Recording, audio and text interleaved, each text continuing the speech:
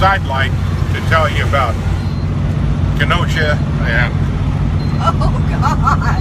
I-55 traffic. We'd gone to our Kenosha lot to pick up, and I think they were internationals. I think they were day cabs, weren't they? No. They sleepers. Are you talking about the raccoon? And they were sleepers? Yeah, they were sleepers. Somebody had left the window down on the truck that Leslie was driving, and we'd gotten hooked up. Now remember, tell them that we had a dog at that time. I'm telling the story. You're not telling it right. You sit over there and be quiet and drive. All right. Anyhow, she was pulling the pickup as she was supposed to, and I had the two trucks on the boom. And I don't remember where we were going. Do you remember where we were going? No.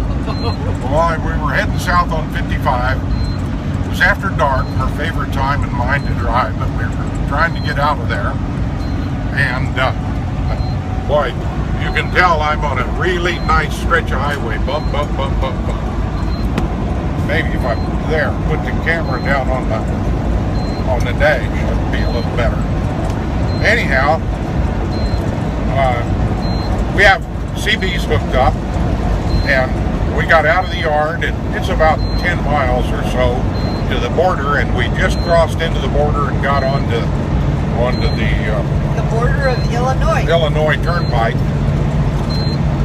94 Turnpike, and we're cruising along, and the radio comes on. I told you to take this damn dog. Why didn't you? Oh my God. Oh my God, it's a raccoon! And I looked in the rear view mirror, and I saw something jump out of her window. I couldn't stop it. I was trying to get over to the side of the road, and it just leaped out the window. They'd left the window down on this truck, and a raccoon had made a home. And of course, when we hooked up, it was lighting. It didn't want to come out. And she's driving down the road in this little... It came behind my legs. That's when I first... Right. That's when I first thought I had the dog. The dog had a tendency, when she took the dog, this big black lab, the dog would go and get underneath her seat and underneath her feet, which could be very dangerous for the dog, because with the air ride seat, if it bounced up and down in it, and she had her foot in the wrong place, it cut her foot off. I've got several marks on my apron where I got it too close to the thing and the seat bounced, and I've got cut holes in my apron where the seat is a guillotine on occasion. So this thing, and this raccoon brushes the back of her leg, and that's when I hear on the radio, I thought you took this, I told you to take this dog, why do you, it's a raccoon! When I hollered, it was in my lap. It jumped up into my lap. And it walked across my lap and was on my arm over here, and it was climbing up into the window, and there was a push button for the window on the armrest thing on the door, and it stepped on that and the window went down and the raccoon jumped out the window. That was scary. And that's what I saw, was when the raccoon exited the truck. Needless to say, we've talked about the raccoon incident over the years. I have to tell you another story on her. When she started out, she knew that she was going to die in this truck. She knew that I had written her execution order when I got her into this driving a truck. She knew without a shadow of a doubt he was planning to kill me. That I was trying to do away with her. And I knew she could do it. Over on, I think it's US, I'm not sure what, 56, some highway that comes out of Paducah, Kentucky, or south of Paducah, and it intersects with a two-lane bridge across the Mississippi River that has a dogleg in it. over by Cairo, Illinois. No. Yes, that bridge goes over by. It doesn't go to Cairo, but it's over by Cairo, In Illinois. case you don't know it, my wife is directionally challenged. Anyhow, I knew that this bridge was there, and I'd been across it. The first time I was across it, I scared myself half to death because there are grain trucks coming from Missouri across here going to the port, or they have been to the port, I don't know which, but they're coming back across this thing and they're doing 60 miles an hour.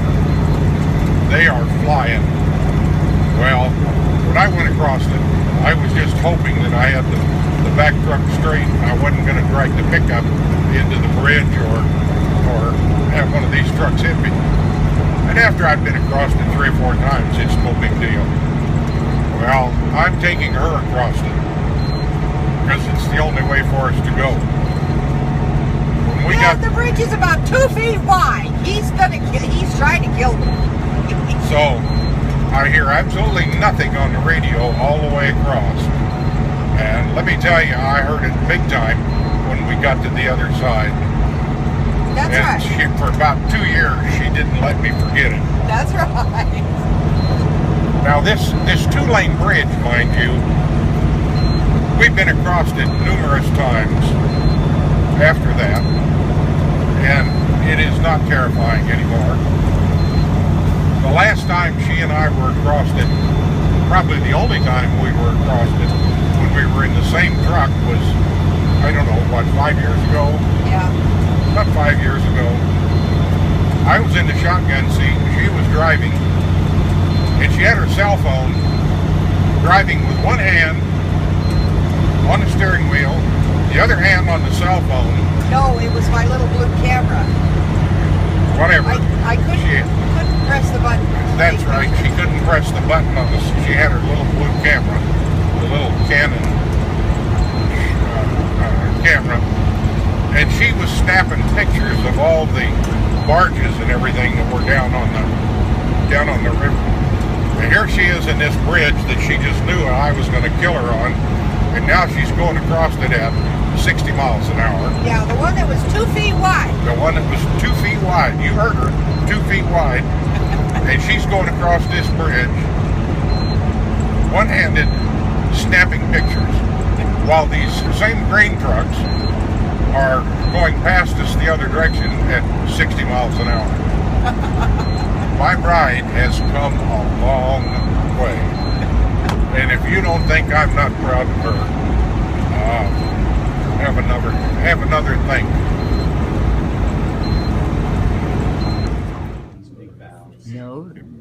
No. I wouldn't have the guts to do that. Because I know you'd put it up somewhere. Yes, I would. Are you recording me now? Yes. Oh my God.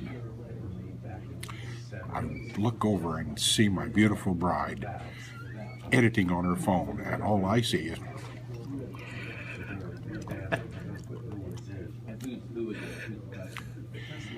somehow she's silly. But she loves you.